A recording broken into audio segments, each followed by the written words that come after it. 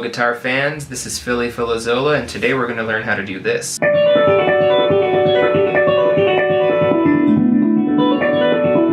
Alright guys, so if you haven't watched my first video, stop everything you're doing and make sure you check that out first. I highly recommend watching that one first. I talk about all the mechanics of harp harmonics, how to produce them, how to make them, and I give you like 5 or 6 different patterns to work on. So this right here should be a continuation of that and not the first thing you see. Alright, so the link to the first video is down here. Check it out first and then come back. So let's get started. So for this example, we're going to focus on the top 4 strings. Alright, that's all we're going to need. D, G, B, and E. So, since we only need those 4 strings, all you need to do is bar the 7th fret with your first finger. So use your first finger to bar the 4 strings on the 7th fret. Alright, and it's going to start with a harp harmonic or a harmonic pluck right here on the 19th fret. Which will be playing a D right here. Alright? You're going to keep your pinky here on the 9th of the chord. We're thinking of B minor here. So on the 9th fret there, and you're going to pluck that harmonic, use your 3rd finger to play the E string, and pull it off. Alright, so that's pattern number 1 right there. Just 3 notes. 1, 2, 3. Very simple. 1, 2, 3.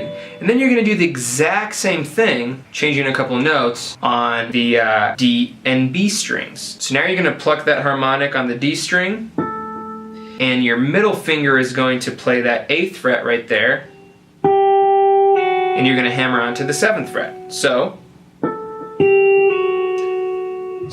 very simple. You have 2 patterns. This one and this one. Alright, so you can practice that, maybe doing it in kind of like a triplet feel.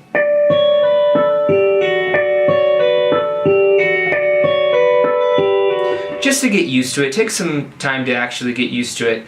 But the cool thing about this is not doing it in triplets or 16th note triplets. What you want to do is try to do it in more of a 16th note feel.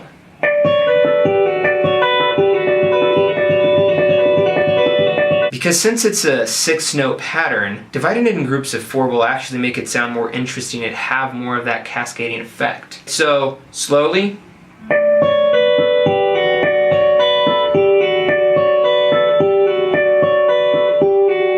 And try to gradually increase the speed once you're really used to this.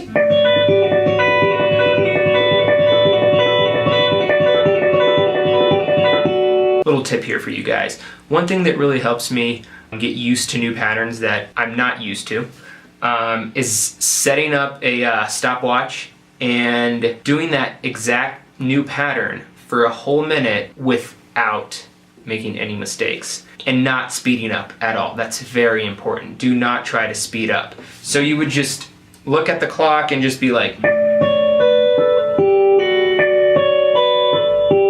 until that got really, really comfortable, and then you start speeding it up and try to do it for longer amounts of time. That really helps me get used to something that's new and that I'm not used to. Alright, so now you can connect this new pattern that we just learned to the pattern we learned on the first video. That's why it's good to have watched the first video. So now what you can do is, once you do this,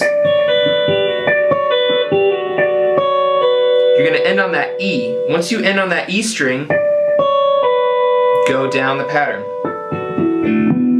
which we learned. So just go down the chord, each string at a time, with your harp harmonics technique. So it would sound something like this.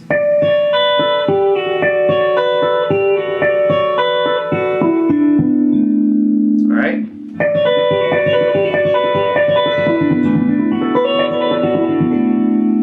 So then you can keep going on that pattern until you feel like you want to stop.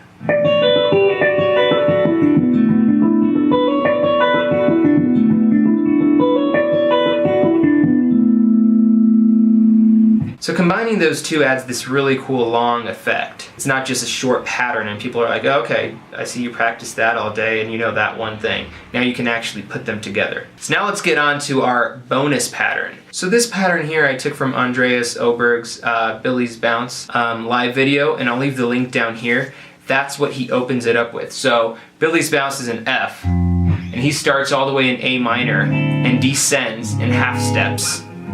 So A minor 7, A flat minor 7, actually with a 9, he plays it with a 9 here, so A minor 9, A flat minor 9 with an 11, G minor, and then he plays this really cool chord here, which the only name I could come up with, since we're resolving an F, is F sharp diminished 7 with a major 7 and a flat 4. Very strange, but we'll talk about it soon. So the intro that he does sounds like this.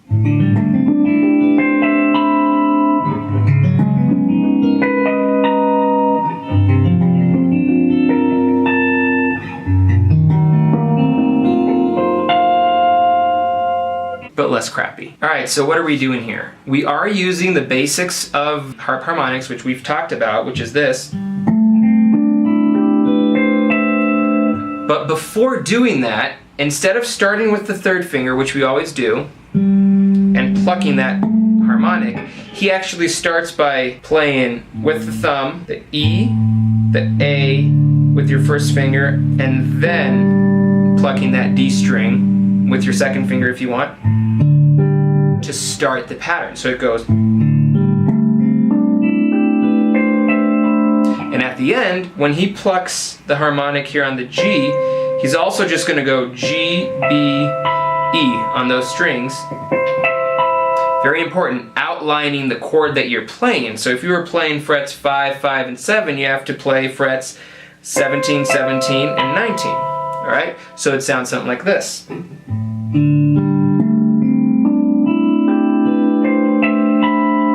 Then you just do that for the other chords. A flat,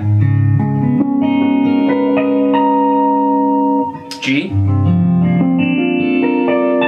and our crazy F sharp diminished.